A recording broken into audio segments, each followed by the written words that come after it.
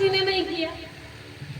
कोई मुझे अपने दरवाजे घुसने नहीं देता, पहले से पहले घबरा जाता है। ये कितना अच्छा व्यक्ति है, कितना अच्छा पति पत्नी है, दोनों मिलकर मेरी सेवा कर रहे, मुझे बैठा ठंडा पानी पिलाया और भी अनेक प्रकार से उनकी आवभगत करी। भोजन का समय हो रहा था, 12 बज रहे थे दोपहर का समय भोजन का। पत्नी को कहता है कि भोजन कराते हैं महाराज यमराज जी। अंदर जाता है, पत्नी भोजन बना चुकी थी और भोजन को थाली को लगाता था। 2 थाली लगाता है, एक स्वयं की थाली, एक यमराज जी की थाली। दोनों थाली लगाया उसने और थाली लगा करके लेकर के आता है बाहर, जहाँ ड्राइंग रूम में यानी कि बरामदे में बैठे हुए थे यमराज जी, चौकी पर बैठे हुए थे, वहां थाली लेकर के आता है। आने से पहले रसोई के अंदर यमराज जी की थाली के अंदर दाल में, सब्जी में, दही में, रायते में वो बेहोशी का पाउडर मिला देता है, मिला चम्मच से घोल देता है, उसको अच्छी तरीके से घुमा मिक्स कर देता है। यमराज जी की थाली में, अपनी थाली में नहीं, यमराज जी की थाली में विशेष रूप से वो चूर्ण मिला देता है बेहोशी का और लेकर के आया। चौकी पर बैठे थे यमराज जी, उनको थाली लगाई, अपने आप भी नीचे बैठा, दोनों भोजन करने लगे। यमराज जी की थाली में जो व्यंजन थे वही उसके भी व्यंजन थाली में थे। नो डाउट वो तो वैसे भी समाज में छल पाखंड को जानते ही नहीं थे, वो तो सीधे सीधे अटैक करने वाले व्यक्ति। छल पाखंड नहीं आता जी, जितने भी महान लोग होते उन्होंने पहले ही बता दिया कि मेरे पास एक लिस्ट बनी है 50 लोगों की और मैं उन लोगों की आत्मा को छीन जा रहा हूँ, मैंने मौत होने वाली उनकी, पहला नंबर तुम्हारा, पहले ही बता दिया। कपटी होते तो बताते क्यों? ये महान लोग कपटी नहीं होते, साधु संत महात्मा हमारे कपटी नहीं होते। जितने भी श्रेष्ठ होते हैं लोग वो सब सरल होते हैं, अच्छे लोग होते हैं, इसलिए वो महान होते हैं। दुष्टों को कोई महान नहीं कहता। सदगुरु महाराज भी दया के सागर होते, दयालु होते, छल रहित होते और हमें भी अपने जैसा बना लेते।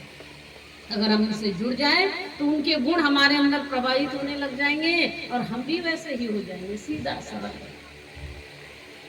तो उनको कोई डाउट नहीं हुआ, वो भी खा रहा था, वो भी खा रहे थे, दोनों ने भरपेट भोजन किया, बढ़िया स्वादिष्ट पूड़ी हलवा, बढ़िया बढ़िया चीजें थी। खा करके गरिष्ठ भोजन है, खा करके आदमी सो, कोई काम का किसी काम का ही नहीं रहता था।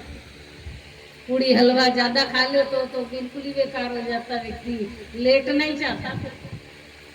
और जैसे ही उन्होंने भोजन किया, यमराज जी ने बेहोशी की दवाई अपना काम करने लगी, उनको निद्रा आने लगी, बेहोशी छाने लगी। तो जैसे ही वो बेहोश होने के लिए तैयार हुए तो उसने सहारा दिया, उनको तकिया दिया, उनको उसी चौकी पर आराम से लिटा दिया, आराम से सो गए। वो उनके पैर दबाने लगा, गणेश यमराज जी के पैर दबाने लगा। उनको बहुत अच्छी नींद आई। जब उनको नींद आ गई तो गण्या ने चालाकी करी कि उनके जेब के अंदर से वो लिस्ट निकाल ली, जो कि वो बोले थे ना कि मैं लिस्ट लेके आई। लिस्ट निकाल करके उन्होंने पहले ही बताया था कि तुम्हारा नाम पहला ही नंबर है, ले जाने वालों में पहला नंबर तुम्हारा है, तुम्हारा ही प्राण लेके जाऊंगा, सबसे पहले शुरुआत तुमसे ही करूंगा, लिस्ट में पहला नंबर तुम्हारा ही। गण्या ने क्या चालाकी करी कि उसने सोचा क्या याद रहता है इनको, जब लिस्ट पढ़ेंगे तो जो भी नाम आएगा उसी को पहला मान लेंगे। उसने अपना नाम काट दिया, सबसे नीचे लिख दिया, नीचे वाले आदमी का नाम ऊपर लिख दिया अपनी जगह। आजकल व्हाइट कलर का एक कलर वो आता है जी मिटाने वाला, उससे पता ही नहीं चलता है कि कुछ नीचे लिखा भी हुआ था, पता नहीं चलता। और वो व्हाइट कलर का लिप दिया। आजकल एक छोटी सी ट्रिप ऐसे पट्टी सी भी आती है, जहाँ पर मिटा दिया आपने वहाँ पर वो पट्टी लगा दो छोटी सी, तो दिखाई नहीं देता है कि नीचे क्या लिखा हुआ था। और उस जगह पर सबसे 50 नंबर वाले व्यक्ति का नाम ऊपर लिख दिया, अपना नाम नीचे लिख दिया। जो कि त्यों चिट्ठी तह बनाकर फोल्ड करके जैसे कि तैसे रख दी उनकी जेब में, सो गए। उनकी नींद शाम को ही खुली, फिर 5-6 घंटे आराम से सोते रहे। शाम को 6 बजे उनकी नेत्र खुले तो उनको फिर उनकी तुरंत ठंडा पानी लेकर के आए। तुरंत टाइम हो गया, चाय पानी का टाइम हो गया भाई।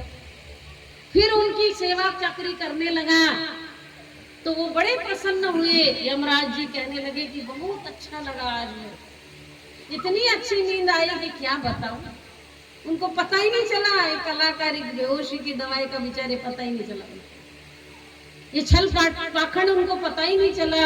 उनकी बॉडी आराम देने लगी, रिलैक्स लगने लगा, उनको बहुत रिलीफ लगने लगा, आराम मिलने लगा शरीर को। 5-6 घंटा आराम करने से तो अच्छा ही लगता है ना, ताजगी सा महसूस होने लगा। उठ करके वो चौकी पर बैठ गए। बैठ करके गणेश को कहने लगे, भाई बहुत मैं खुश हूँ, तुम्हारी सेवा चाकरी से मैं बड़ा प्रसन्न हो चुका हूँ। मैंने तो कभी देखा ही नहीं था कि कोई मेरी भी इतनी सेवा कर सकता, जिससे भयभीत होते लोग। तुमने इतनी सेवा करी और तुम्हारी सेवा से मैं बहुत प्रसन्न हो चुका हूँ, और प्रसन्न होने के कारण प्रसन्नता से ही मैं ये निर्णय ले रहा हूँ, इस नतीजे पे पहुँच रहा हूँ कि मैं लिस्ट को उल्टी तरफ से शुरू करता हूँ। मैं ले जाना चाहता था तुमको, पर अब मैंने प्रोग्राम कैंसिल कर दिया अपना, लिस्ट में उल्टी तरफ से चालू करता। थोड़े दिन तुमको मौका मिल जाएगा, थोड़ा और सास जी। तो उल्टी तरफ से उसने खुद अपने हाथ से नाम लिखा हुआ था। आप समझ गए, हंसने लग गए तो आप लोग समझ। तो व्यक्ति स्वयं ही मौत का सामान तैयार कर रहा है। अच्छे कार्य करने का मौका मिला है कि यमराज जी की सेवा, चाहे तो वरदान ले लेता है कि नहीं। और वरदान दे ही रहे थे, वो कह रहे थे कि तुझे मैं कुछ समय दे देता हूँ, उल्टी तरफ से ले। उन्होंने तो दे ही दिया अपनी तरफ से वरदान। आपने इतिहास में भी सुना होगा कथानक कि सदगुरुदेव महाराज जी सुनाते अपने प्रवचन में, आप सुनना, यूट्यूब पे प्रवचन आता है, सतपाल जी महाराज जी का प्रवचन आता है, देखिए मानव धर्म चैनल पर। आजकल सब